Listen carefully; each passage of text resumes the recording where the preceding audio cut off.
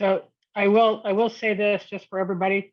I can't always see the screen when I'm presenting, so feel free to unmute, jump up and down, and let me know if you have a question as we go along. We have plenty of room for questions as we jump into this. And if it's something that I have covered later on, I'll let you know and we can talk about it then.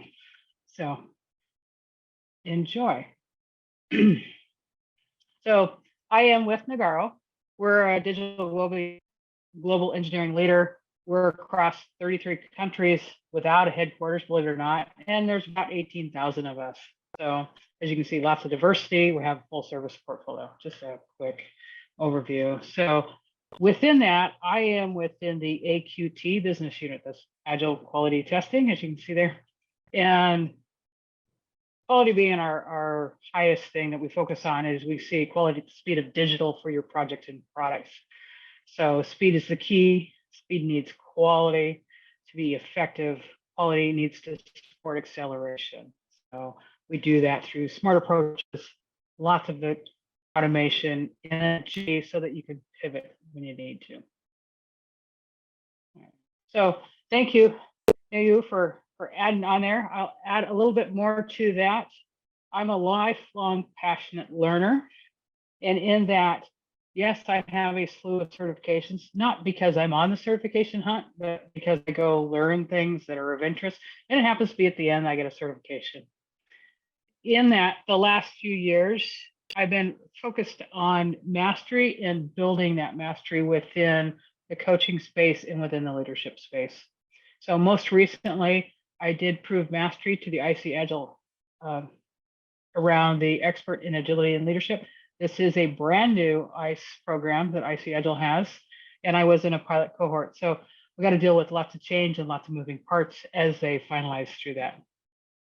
I was also in the second cohort that went through the ICE for the expert in enterprise coaching, and happened to be the first one to go through a board review with one of the IC Agile people, whereas the first cohort had a different way they went through that. So again, I'm continually, as well as improving myself, I'm helping organizations around me improve how they do things also.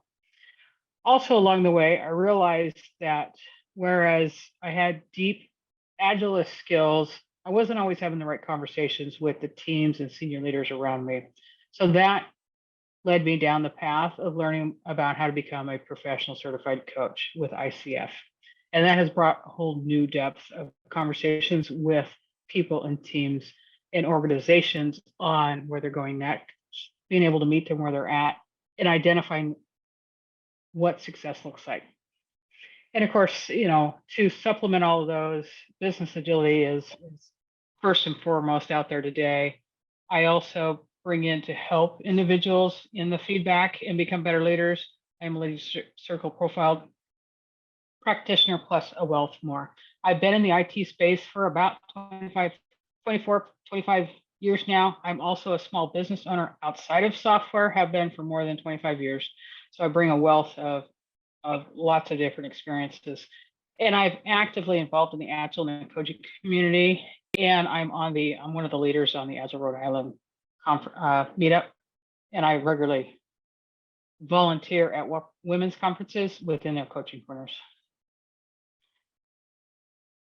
All right, so what are we going to cover today? So we're going to talk about the relationship between leadership effectiveness and business results, ways to achieve leadership effectiveness and how to build a development plan to increase your leadership effectiveness, then ways to scale that to those around you, to your teammates. I do have a fun exercise in here for you to identify one thing that you might want to work on. Not too many. There we go. So leadership effectiveness and business results. So there's a newer study out that confirms that leaders are focused on VUCA. The escalating complexity is the top thing impeding them today. So, and as we can see, those constraints are from industry disruptors, hyper competition, national to global market shifts, especially in light of coming out of the pandemic, regulatory constraints that we see in insurance, whether it's healthcare, or property insurance or commercial insurance to financial constraints at the government level, insurance constraints, we see it at the government and at the state level, and oftentimes at the county level too. And then budgetary pressures, especially in the last 2 years, we're seeing a lot of that come about as the feds try to fight inflation, which is increasing the interest rates, which constrains how much money businesses are willing to spend. So as we know, change is central to everything effective leaders do, from ensuring stability to achieving great results. Now, as we know, management is about stability and getting results today, whereas leadership is about change and achieving greater results beyond today. By only doing more of what you do today, you won't get to where you want to be tomorrow.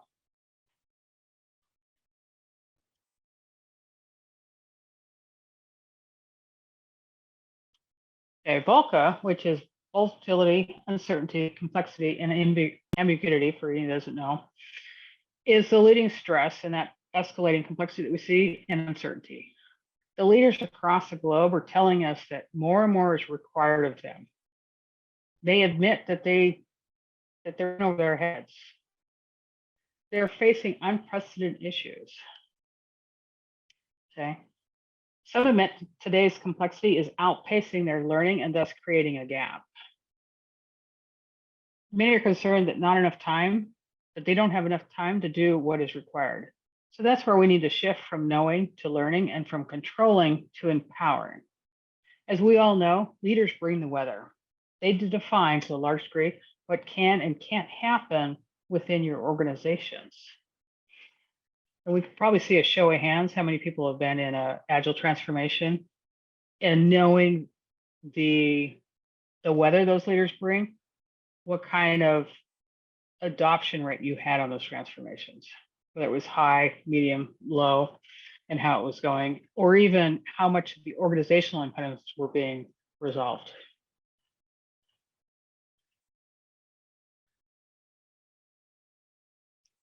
So with that, there's two structures of mind. We have the problem, or as we often say, the reactive one, and we have the outcome or the creating one. So when you're in that reactive mind, you see a problem or a threat, you tend to react in fear, and it causes a reaction. So you can see the effectiveness goes up and down over the course of time. And oftentimes it can create anxiety, and you just want to contain it. When you come from a space of creating, you, instead of seeing a problem or a threat, you see a purpose, a vision, an opportunity. And instead of coming from a place of fear, you come from a place of passion, of inquiry, which then, instead of reacting to it, you draft an action. And you can see the effectiveness goes from low to high across that timeline. And it's more energizing, becomes unleashing. And as you think about leading effectively in our new ways of working, think about, is your leadership mindset prepared for working in that new way? Carve a leadership mindset. And you know, your mindset is a collection of beliefs, values, assumptions, and experiences. Those can be known biases and unknown biases within there, or family of origin things that come up for you. 2, achieve sustainable transformation. So your conscious personal and collective leadership transformation wanted to sustain organization while systems change. So as well as what's going on within yourself, the system around you impacts that, and how you work those two things together helps move that transformation forward. And then shifting from a reactive, as you can see, that problem threat, to a creating or proactive, purpose-driven mindset really helps you shift to being creative, purposeful, and outcome focused.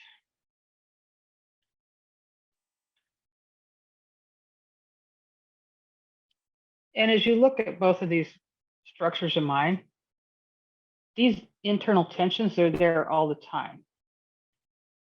They're not a problem to be fixed, but only think about how you want to resolve them and how you move through them and how you embody them.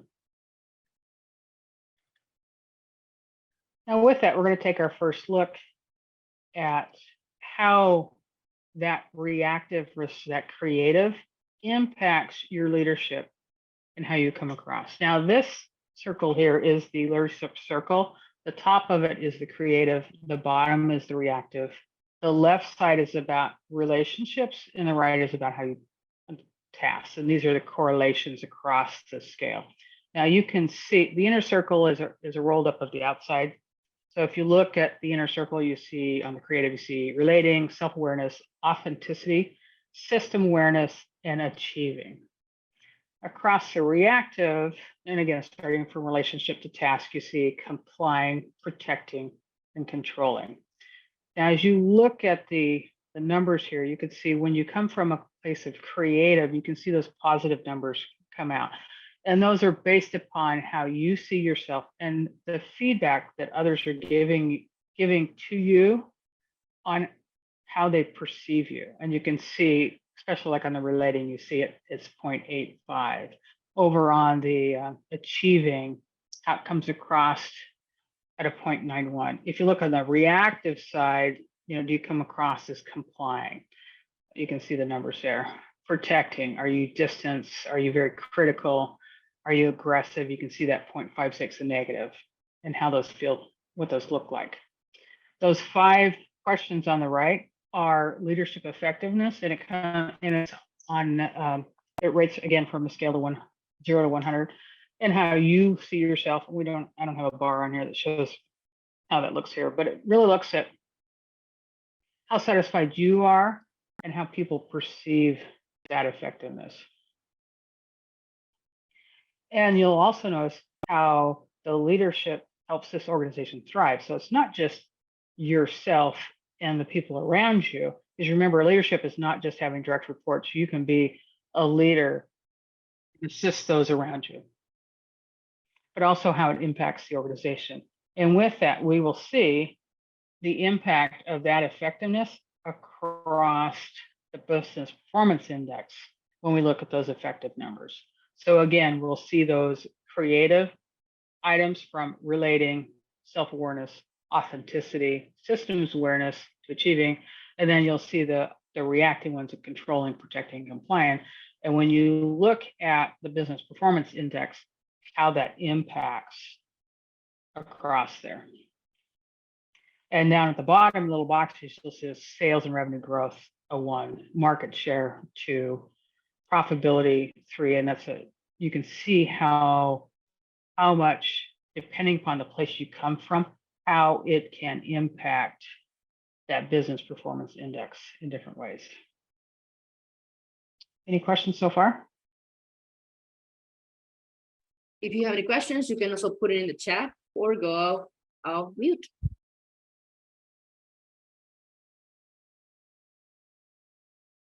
All right, so as we think about those creative and reactive areas, we do see come bubbled up the top strengths of creative leaders.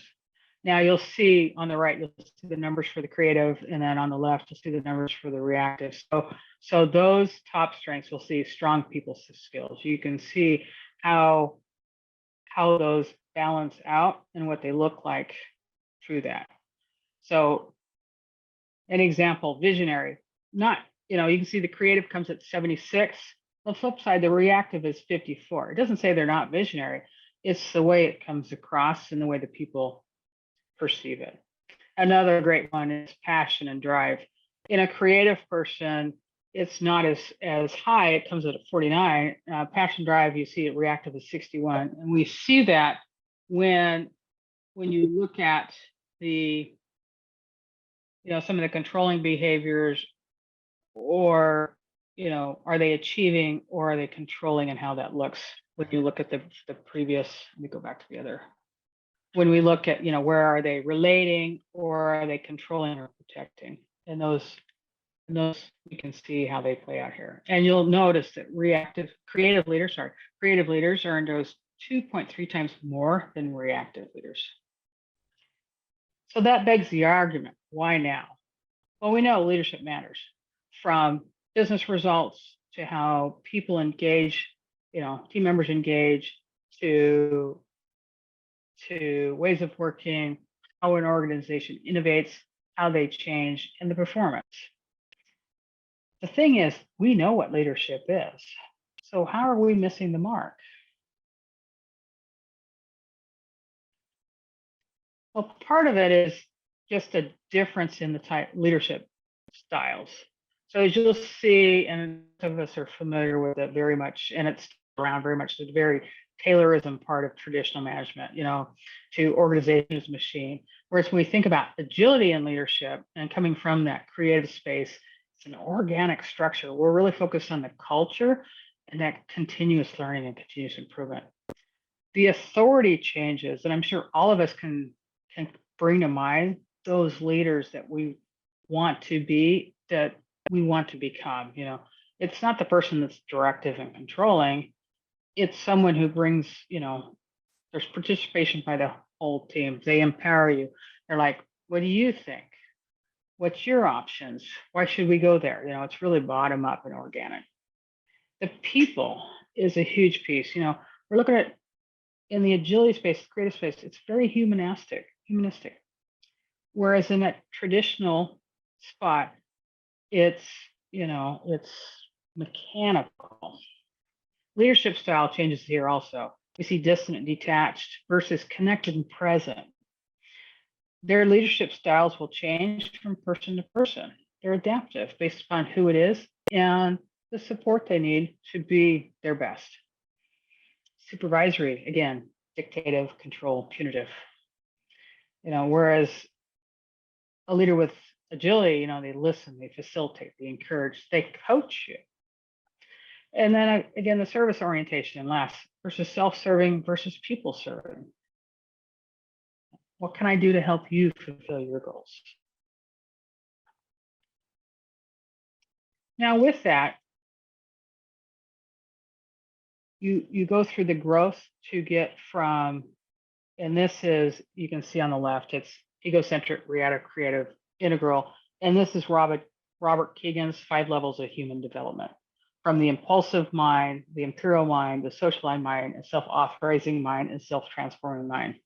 And where we see that development challenge happen is where you move from reactive past creative into that integral space. And again, we can see that bulk where the bulk is still there. And as you move down, where you often start at that egocentric, we're talking about stability, certainty, complexity, and clarity, and moving into the other space. So as we can place the LCP there, you can see that movement between reactive to creative from there.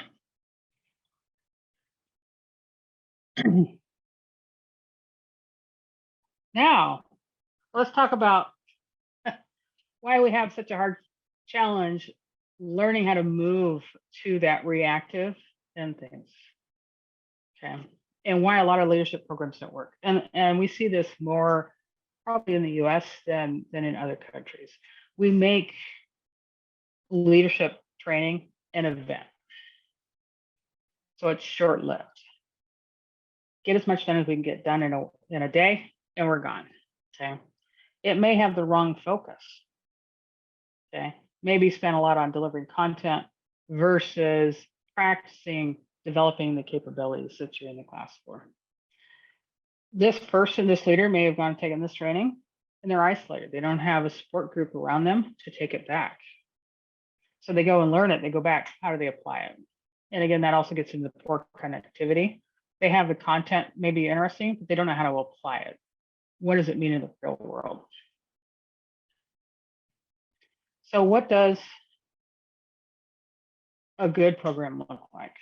So we want to focus more on the development and the practices and less on the content. So even as you think about your own leadership development, yes, you can go take a 1-day class or 2-day class, but think about how can you take that back and practice that. Create strong developmental networks at work. Find people around your support team that you can practice those with. Make the development and work inseparable. How can you take those back, or even have the program be installed in the work so that you're using it every day and not forget it and make it part of that? And then again, it's a process and not an event. I can tell you both my expert cohort sessions that I did from the enterprise coaching and the agility and leadership, they weren't a week long. They were 8 to 10 months long. So I had to not just learn it and prove mastery, but I had to go do it and have people around me give feedback to me. Yes, we can see you doing this. Yes, we can see you moving this. So that's part of the process. And that's also creating that development network around me so they could see that happening and give me feedback of saying, yes, we're seeing this. No, we're not seeing this. We'd like to see more of that. Now, a lot of us don't realize there's different types of development frameworks, and those are horizontal and vertical. So horizontal really is we're adding more knowledge and skills and competencies. That's your one-day event. Vertical is you're growing the internal capacity. So you're making that interior space bigger. That's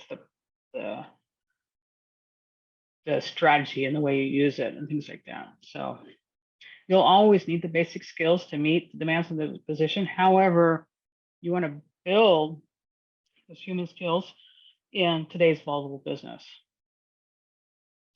And we want to continue to also use those vertical development to grow the mind. Sorry, I got a bubble in my stomach. And please remember, vertical development won't replace horizontal development. They do go hand in hand together. We just need more of the vertical piece to develop the rest so that you and those around you practice those skills and embed them in what you do in work and they're relevant. So to give you some examples of some frameworks available out today.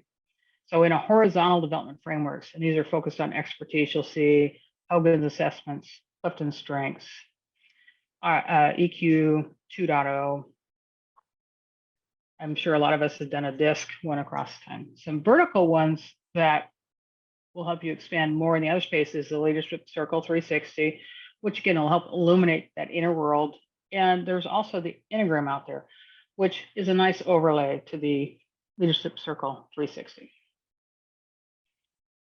Now, I want everybody to get a piece of paper or something they want to write on so that you can walk away and decide how you want to do this.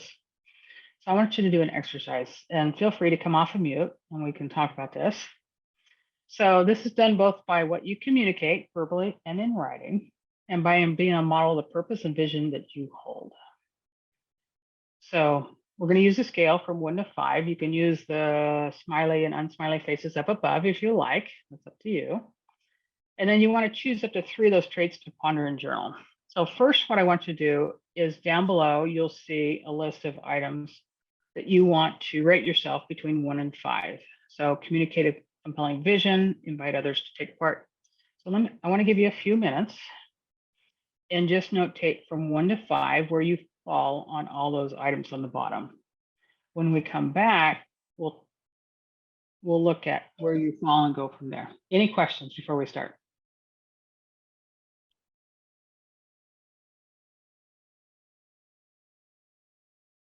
We do have a question in the chat, Dorothy. I think for Mary, she says, might be getting to this, thinking about leaders that working in a context that can push leaders into reaction, like publicity, traded quality results. And what are you seeing as the call to creativity? Oh, great question. So there's also this concept, in Bob Anderson's world of the leadership circle, we talk about reactive and creative. If we move the other, and I can't remember the company but they did this in the box. They call it in the box. And again, it's how you're in the box for how you perceive things. And it is things like publicly traded results that can put you in the box, or even how someone else is reacting that triggers you to be in the box. And yes, that can push you to a reaction, but it's also finding tools for yourself to not end up in the box. And those can be different for each person. So today we weren't going to talk about tools to get out of the box if you're in the box and how that reacts to you. But yes, there are things that can trigger you to put you in a reaction mode. And part of that is when you think about, this exercise here, cultivating vision and purpose and where you fall, you may find something here that you want to work on, that one big thing that you want to work on that helps you work through how you don't end up with a low score and you come across in that creative space. I know that totally didn't answer your question, Mary. No, that was good. No, that was, there's some connections there. I appreciate that. Thanks.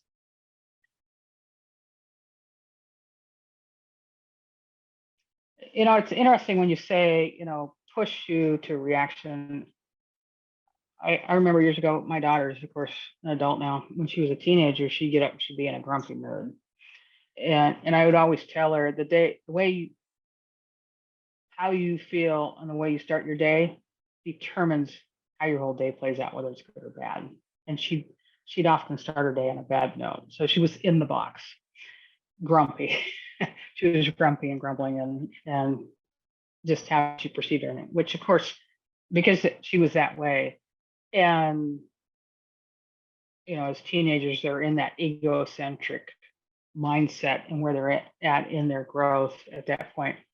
That just how, when she's in that reactive mode, how it impacted the people that she focused with around her also, which a lot of times that would push them to be in the box and come across as maybe short or opinionated or some various different things.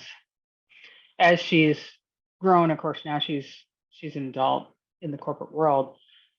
She's learning to come from a place of inquiry. When something happens, she stops and says, how's this going to work out? And it's interesting for her to come and share how people are reacting to her differently based upon how she comes from it.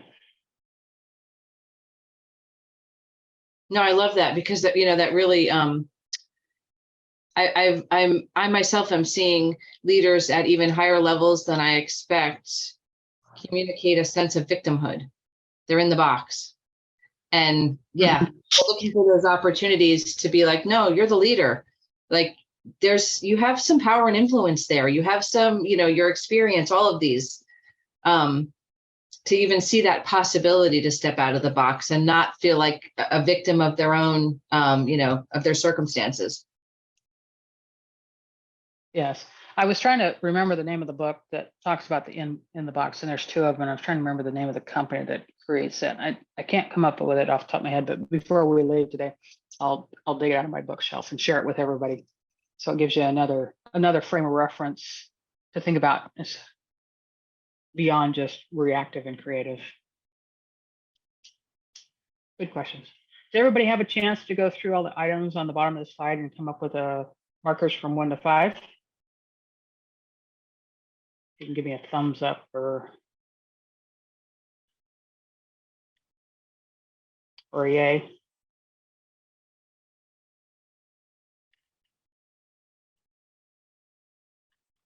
Thank you, James.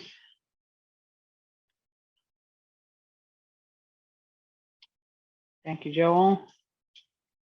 Mary.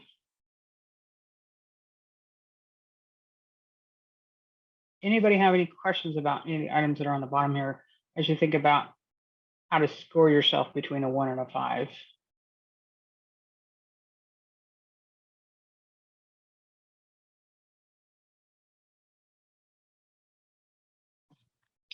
So the next thing I would like you to do is looking at where you scored yourself. Are there any traits down there that you marked yourself a 1 or 2? Okay, if you have none, look where you marked yourself a 3. And I want to give you a few moments to think about what desired you, when you think about, and you can choose up to 3 traits that are between a 1 or a 2, and I'll give you a few minutes to start to journal, but I definitely want you to walk away with here and think more about journaling on these 3 traits. The first thing to think about, what desire do you have to enable more of that trait? Then think about what might be getting in the way of enabling that. Which then leads to what inner or outer support and resources do you need to enable it more? And that can look like a lot of different things. when we say resources, we're not always talking about, I'm one that will tell you first and foremost, I don't want to call people resources, but resources can be a lot of different things, whether it's from books to knowledge, to education, to learning, to a support group, to multiple different things. So think about, you know, and we talk about inner resources. Is it, do I need more time? Do I need to prioritize meditation? You know, when you think about what do you need to enable that? And then lastly, what conversations, actions do you see taking to enable it?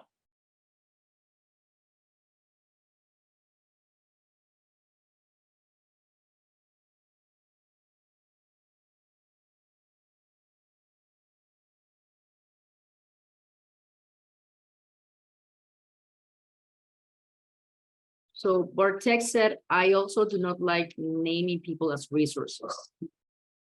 Yeah. We're not humanizing them when we call them resources. Yeah, okay.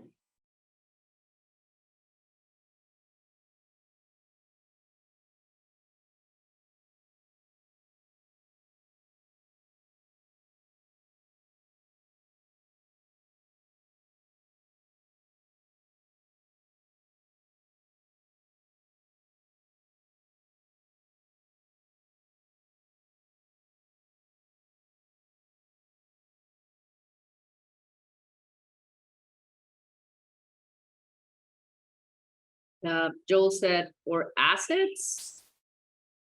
Yeah, that's another one. You don't hear as often, but yes, it definitely comes up. And as all of you were thinking about and you're pondering those traits that you selected, does anybody like to share one of those that you identified that you want to enable more of?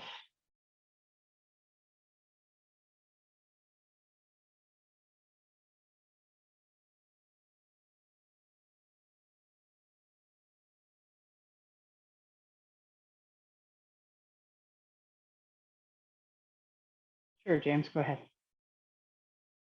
Right, okay, so I actually identified had 2 twos, and that was thinking outside the box and coming up with many unique and creative ideas. So I don't think I'm very creative and creative in things, but when it comes to like new ideas, new concepts, etc., I'm not the one that says, oh, maybe we could do this, maybe we could do that. So my desire for that, I've got a high desire to be more creative, but I realize that I don't see this as a limiting power. Where I feel I do have this belief that talking with people generates ideas rather than necessarily thinking yourself about taking something and generating something. So what might get in the way of enabling it? Maybe having no one around to discuss it, and what in or out of resources? Well, people. To get around more people. I like being around people and discussing things, like our Saturday Agile Coaching Clinic, which is a prime example. And what conversations and actions would you seek taking to enable it? Well, maybe getting myself more in that driving seat to be one of the thinkers about taking that thought outside of the box that I'm not normally are. You know, I know it's outside of the box thinker, and I admit that. So there you go. Thank you, James. That really resonated with me.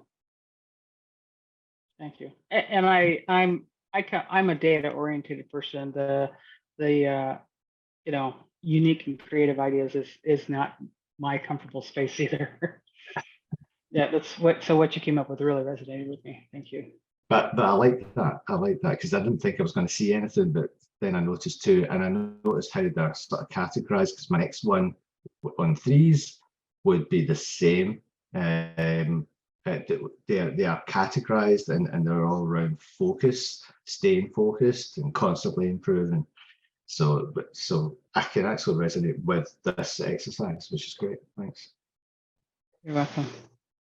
Anybody else want to add to that or share?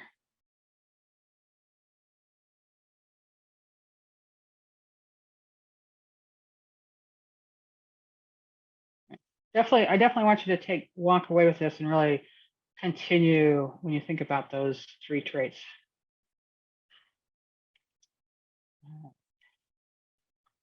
So next, we want to talk about feedback and what can you do with feedback. So part of growing those leadership skills is feedback, and we get tons of different types of feedback around us all the time. Now, first and foremost, we often take feedback personally. And one of the things I want you to walk away with is don't obsess about what you don't like. It's okay. It usually comes from a good spot, and it's not personal at all. 2, especially with the last exercise, and you probably saw a lot of things that came up with you when you went down through that, and you see a lot of things. Don't boil the ocean. You can't change everything at once. Just pick one big thing to work towards. So James, thank you for sharing yours. So you identified one that really resonated with you, that you want to start, you did the brief journaling exercises, but you came up with some things that you can start to work towards to enable more of that trait. So, and then the other part you can do with that journaling also, and how to start to enable that, is select 2 supporting behavioral changes with that. What do you want to do more of? What do you want to do less of to try to move into that new one? Remember, I talked about creating that network around you. You want to declare it to those around you that you're doing this. And ask them for the support. So you can check in with them regularly, or they feel comfortable enough checking in with you and saying, hey, that thing you're working on, I'm seeing it. And you're like, oh, that's cool. Tell me more about that. And then continue as you work through that one and you become comfortable with it and it's where you want it to be enabled. Continue to explore other underlying reactive beliefs and assumptions. So it's an ongoing piece. I can tell you, when I did my ICF training, as well as coaching others, you get coached also. So I worked through my own baggage. When I did my enterprise coaching mastery cohort, again, you're looking at a lot of your own stuff, as well as how you can help organizations transform. And I had to really think about what my new way of being I wanted to be and where I wanted to go. And lastly, when they did the agility and leadership, that one is definitely an experiential. And I really had to dig into, okay, I've gotten this far with my new way of being from the enterprise coaching transform. Where's the next step I want to go? So I'm continually looking down the road at the next thing. And I've already identified the next cohort that I'm going to do towards the end of the month to keep working through those underlying reactive beliefs that I still have around as I continue to work to be in that new way.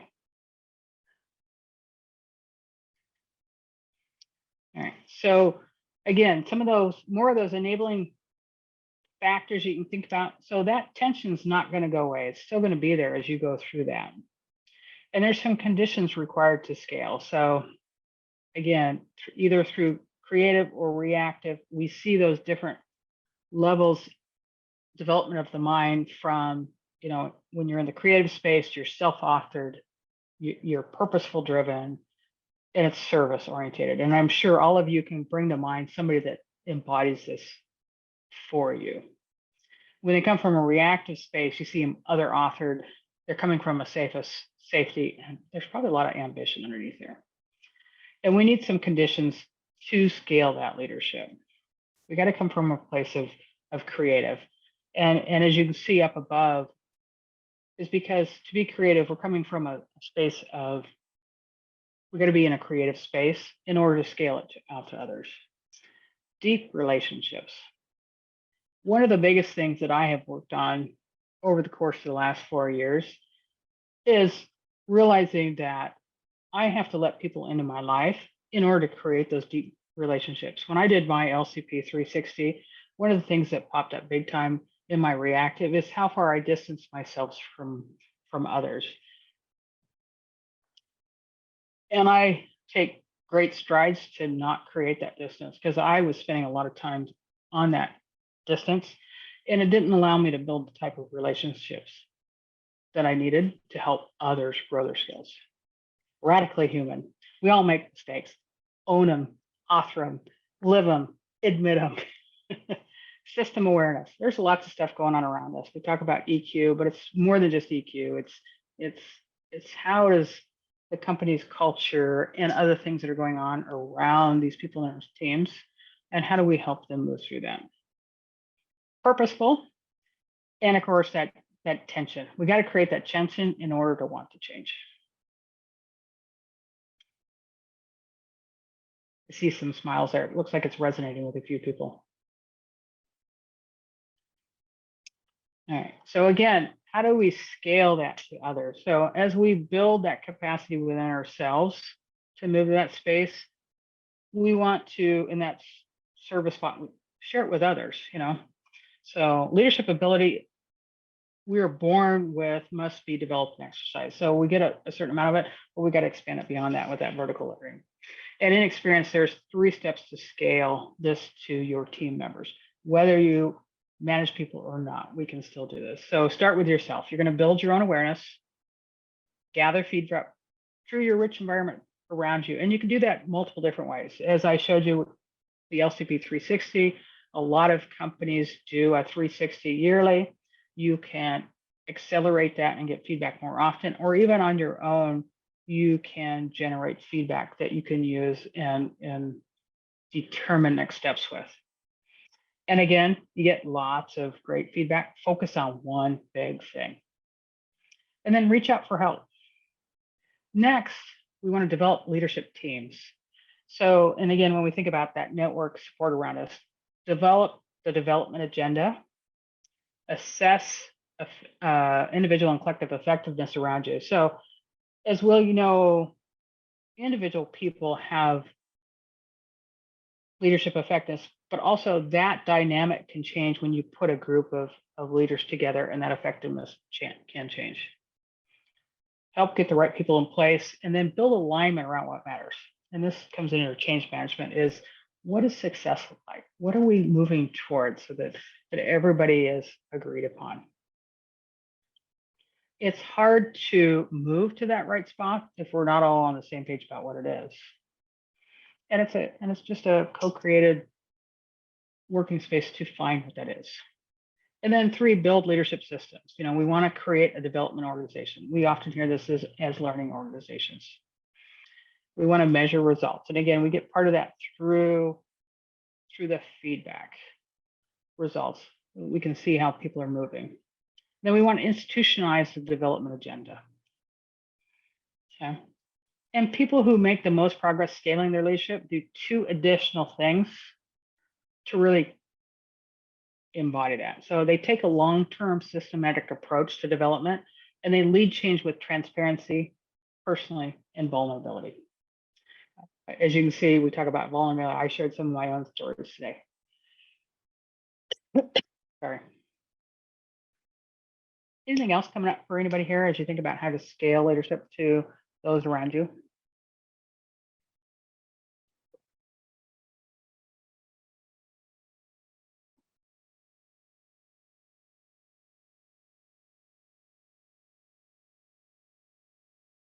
All right. So that is what I have for you today. Okay. I will tell you, I do have an offer for anybody that's interested here. So if anybody is interested in building out your own leadership development plan, I can work with you to do an individual 360 assessment. So that includes the LCP 360, a 90-minute coaching debrief, and then we'll do 2 45-minute sessions to start to develop and focus on where you want to grow. Okay. And we do have, if there's a leadership team that wants to do that together, we can do that in a grouped area where they can identify together as a group what their effectiveness is. As we mentioned, it can be very much different between an individual and a group. So, and this deck will be available to everybody on the website when we're done. So, As I mentioned, I'm from Nagaro.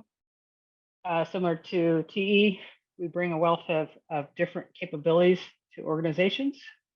I won't get deep into this at the moment. And that's everything I have for you. Any questions? It's your time for questions. Oh, we have Brandon saying protectors in the house. If that makes sense.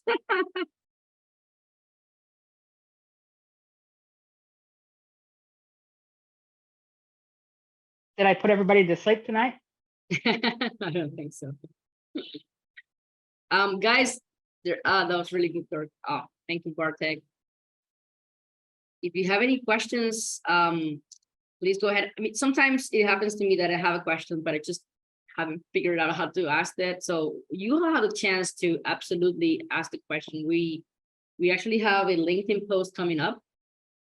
Oh, we have a lot of congratulations in the chat. Dorothy, for you. It was really good. Thanks. Oh, Igor, go ahead.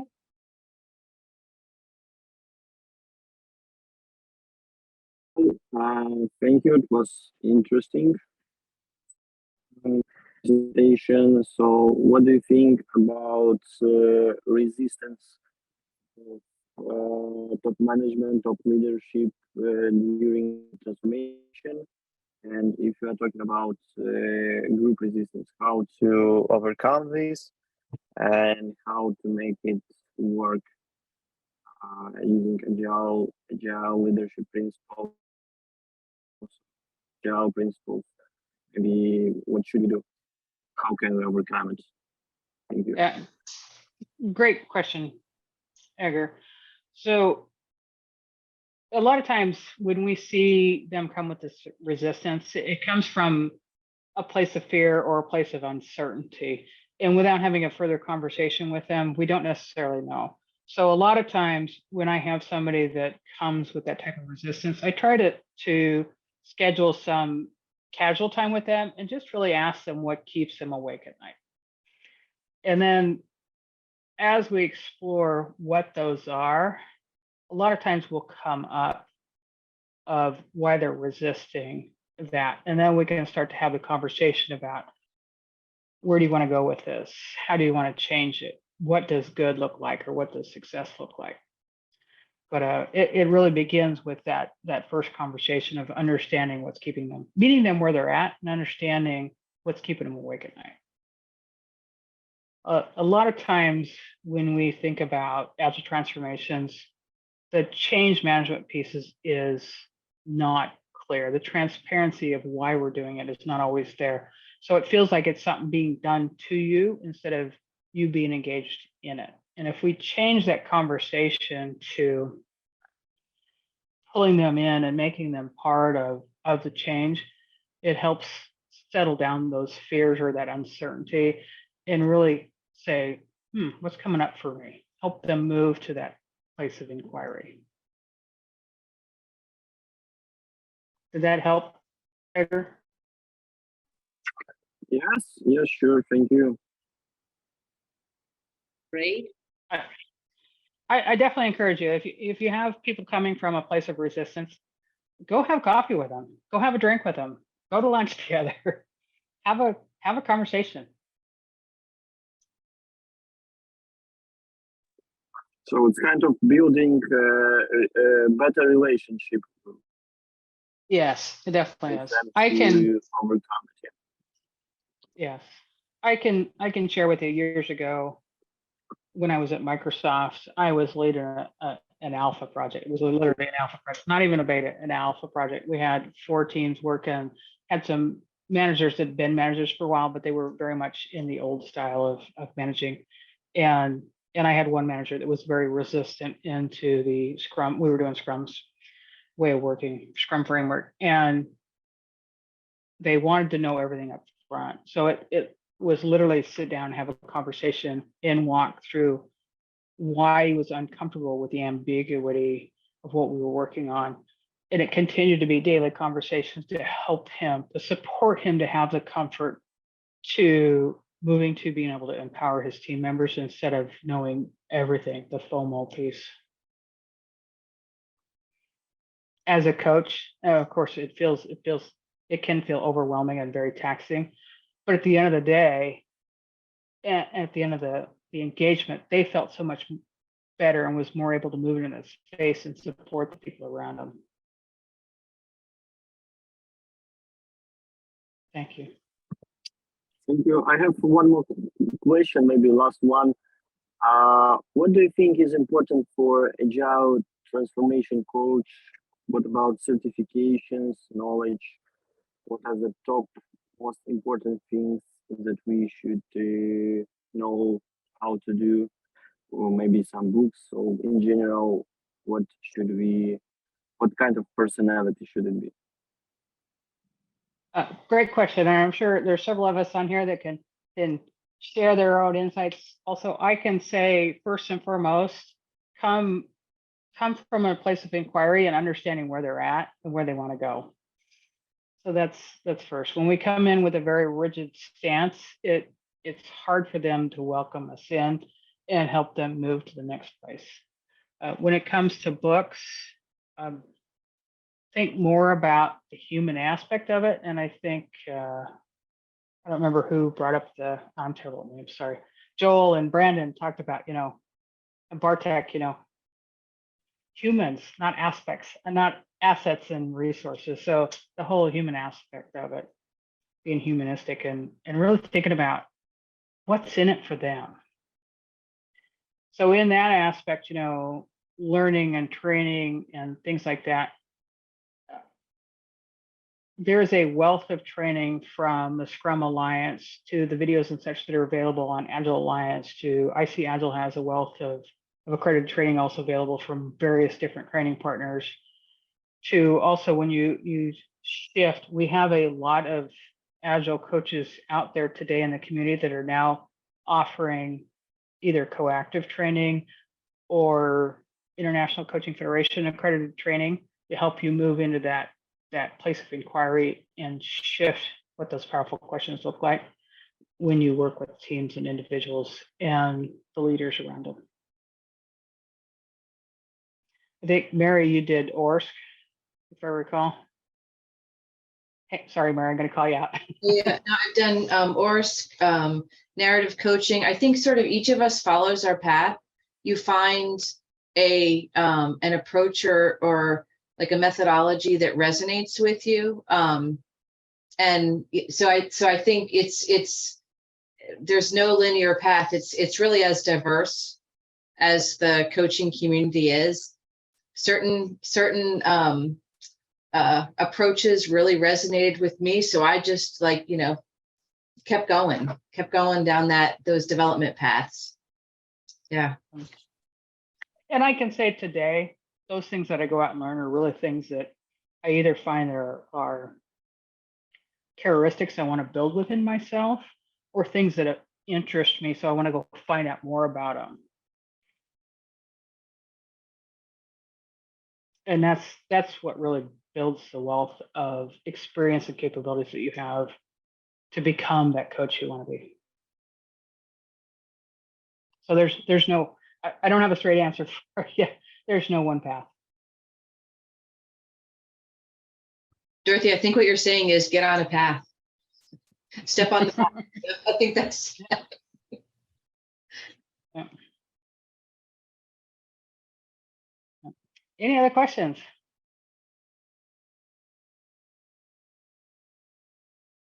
Well, I've got one, and that is basically what you were talking about. So my idea of the ideal agile coach is like someone who can connect with the people who want change in the first place, being the board, and understanding, as you said, understanding the real reason for change, not the fact that, hey, we've just got to change and there's no underlying true reason, and making that connection. And one of the things I've been doing lately is motivational interviewing, where a bit ORS is part of that, and is basically where you you're there in control of making the change, but you don't say anything. You don't say anything. Nothing is done on a negative aspect. It's all on the positive aspect, the vision of the what's possible. And I do believe that, and this is the question I'm asking you, because I'm looking at your LinkedIn and seeing how much experience you've got in this, you know, in these positions. How much of that role have you had to play doing that sort of thing compared to just learning the ins and outs, the technical aspects, the systems being used? What's the major part of your work? So the majority of it is depending upon where an organization's at in where they're at in their journey. You know, if they're just starting out, a huge amount of that is just getting to know the lay of the land and understanding where they're at, so that I can bring the right team together to craft what that vision looks like and what success looks like.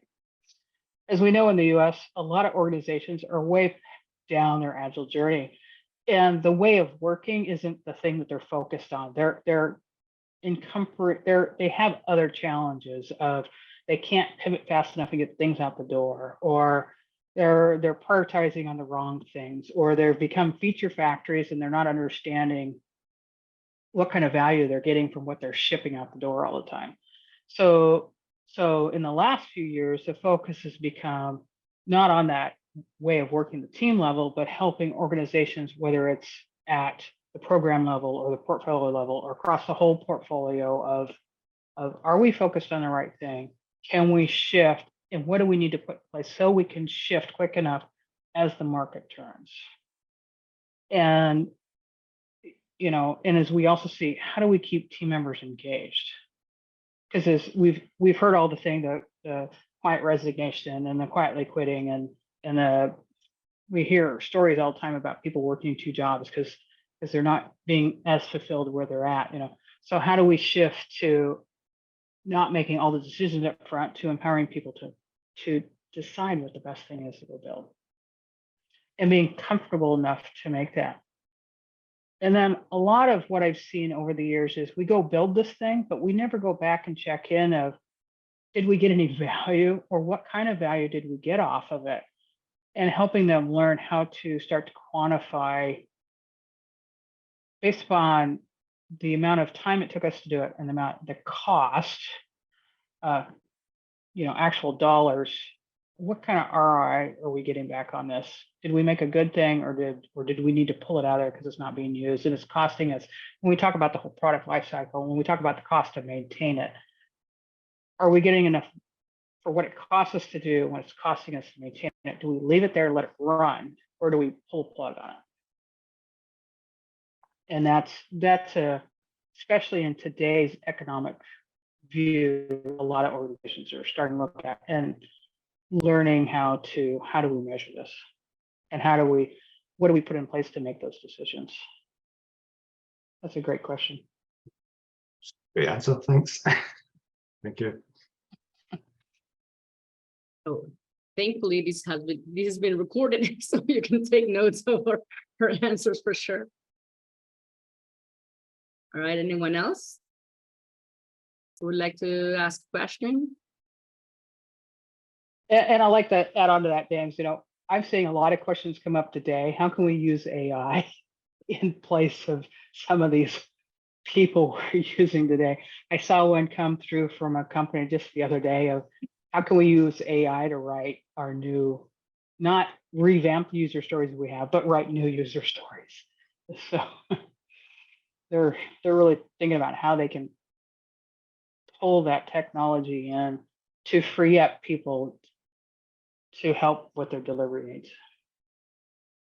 I think we were having a conversation on Saturday there on the Agile Coaching Clinic about why do we actually have to write it in that sort of user story? What's the validity in that, having to write every user story as the way the user stories are written? And, you know, is there another beneficial way of doing it? So that was a good conversation, you know, just of things that came up. Yeah.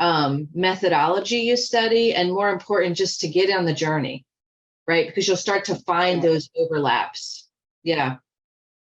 As you dig into it, and also figuring out, when you think about that, as well as that horizontal and that vertical development, how much time and space, and how much, as you the learner, how much do you need to be able to take that back and continue on that journey?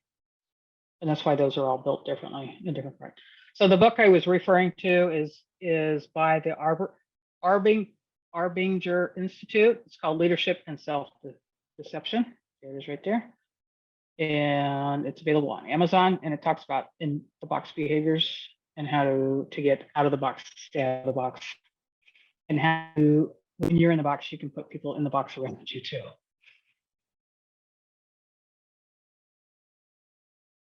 A really good book. The other nice thing about it, it doesn't read like most books. It's very much reads like a story, so it's very easy to get through.